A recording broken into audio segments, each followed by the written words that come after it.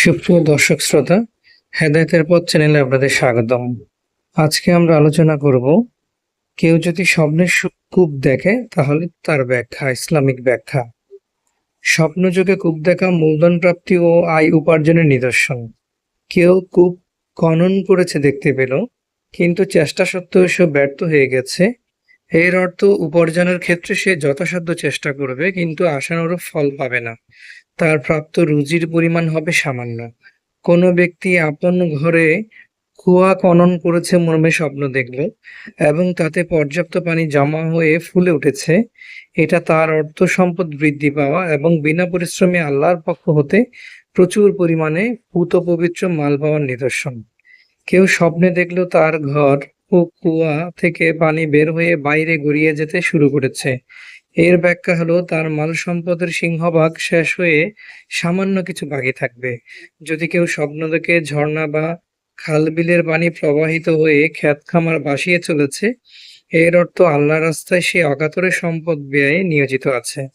কিন্তু যদি দেখতে পাই ঝর্ণার পানি সেচ করে সে ভাসিয়ে দিচ্ছে, এর অর্থ এমন কাজে সে অর্থ ব্যয়ে এগিয়ে যাবে যাতে তার লাভ ক্ষতি উপকার অপকার কোনোটাই নিহিত নেই। যদি দেখে ঝর্ণা থেকে পানি তুলে সে লোকেদের বিলিয়ে দেয় অথবা পান করায়, এর ব্যাখ্যা সে সচ্ছল জীবনের অধিকারী হবে।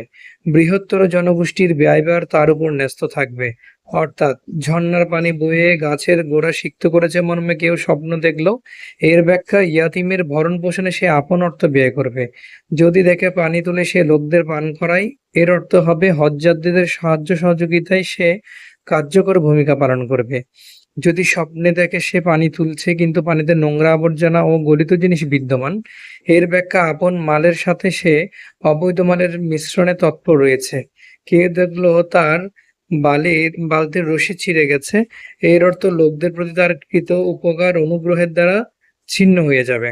অনুরূপ কুয়া দর্শনের ব্যাখ্যা কোনো কোনো সময় ধোঁকা, ফেরেববাজি, দুঃখ, বেদনা ইত্যাদি করা হয়। কেউ স্বপ্ন দেখলো সে কুয়ায় প্রবেশ করেছে অথবা পতিত হয়েছে, তাহলে এর ব্যাখ্যা হবে পরিণামে সে সফল ও বিজয়ী হবে। এরকম ভিডিও পেতে আমাদের চ্যানেলটি সাবস্ক্রাইব করে রাখুন। ধন্যবাদ।